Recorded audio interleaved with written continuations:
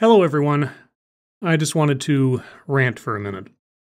For the sake of the historical record, today is October 2nd, 2017, and late last night, there was a mass shooting, as they say, or probably more accurately, a mass murder in Las Vegas.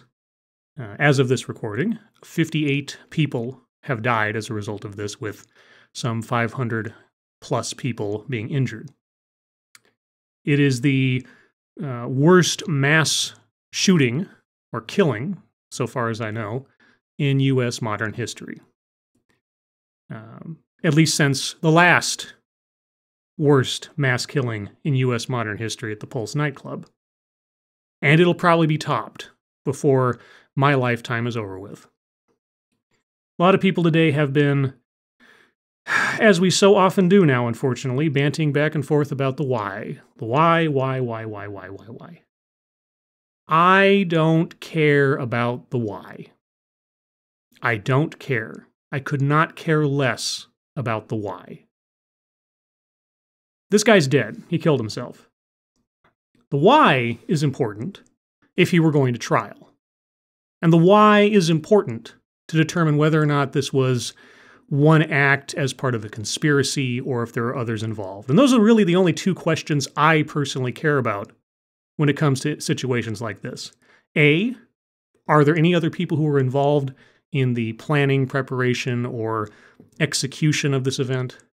And B, is this event part of a larger plan? If the answer to both of those two questions, and I hope it is, no, that's it for me. I don't care. I did not know this man existed before today, and I hope never to remember his name going forward. I have no interest in enshrining in my memory this man or anything about him that led him to this point. Nothing about him is worthy of memory after this day. And his reasons, his logic, his motivations should not be recalled by anyone from this point forward because they do not matter and they are of no justification to the actions he took. So far as I'm concerned, a man like that should be cremated, thrown into a dumpster, and his remains end up at the bottom of a landfill. That is about as much memorializing someone like this deserves. I remember when Sandy Hook happened, that day when I turned on the radio and heard that, I shouted out loud in my apartment, no. No. 26 children killed. 26 little kids. Well, I mean, there was, 24 children and 2 teachers or something like that, whatever it was. But either way, my stomach dropped. My heart sank. And it happened again today. It happened after the Pulse nightclub. It happens every time one of these fucking things happens. And I tell myself that, at least you haven't lost all of your humanity. At least you're not so callous that something like this still doesn't affect you.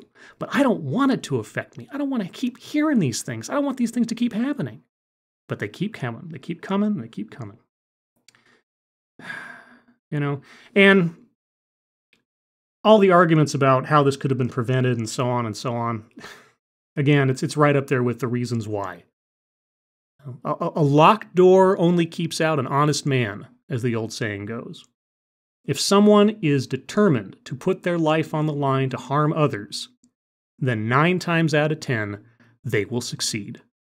In some measure, large or small, they will harm other people if that is their intention, regardless of their motivation. And you might be saying, oh, Scribe, you're so fatalistic, you're so pessimistic, blah, blah, blah. If this kind of thing happened once every decade or something, and I was talking like this, then, I would probably have to agree with you after I came down from this emotional peak I'm on.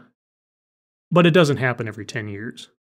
It happens every 10 weeks, or less, depending. Something like this. Whether it's 1 victim or 58. I don't care about the why. I know that the investigators have to determine the why in order to determine whether or not there is something larger going on here, or if there are other people culpable. I understand that completely. But for me, speculating about the why, waste of time. None of that is going to solve anything. None of that is going to make it better. Certainly isn't going to do anything for the families of the victims, or the victims still living. I mean, I enjoy a good conspiracy theory, just like most Americans. I actually enjoy sort of gaming out the potentials of incidents that occur. You know, like we bombed the airfield in Syria. Oh, what are the repercussions of this? Who's going to make the next move? How does this affect the global politic, etc.?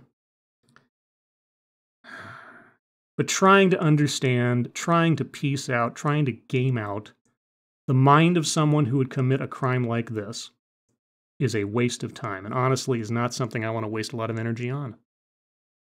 And I don't blame people for doing it. I don't want there to be some notion that I'm hating on people who have been spending their time today trying to figure it out. I understand the curiosity. I understand the need and the desire to try to find some explanation, some logic behind this. You know, as Christopher Hitchens often said, we are pattern-seeking mammals. We try to figure out things. We try to make things fit into our world, into some kind of logic or sense. And I'm sure I'll hear about it. I'm sure at some point they'll at least determine some notion of a motive. And I'll read about it in the news, either on the streams or just in my own time. But I hope I don't remember whatever the fuck it was. I hope I do not spend any time or brain cells trying to enshrine this man, his beliefs, his motivations into my brain for any measure of history. I hope he is forgotten, and completely, and soon. And that nothing about what he thought he was doing or accomplishing or making a name of himself for is remembered. So, I could go on, but I think I've said my piece. As always, thank you for listening.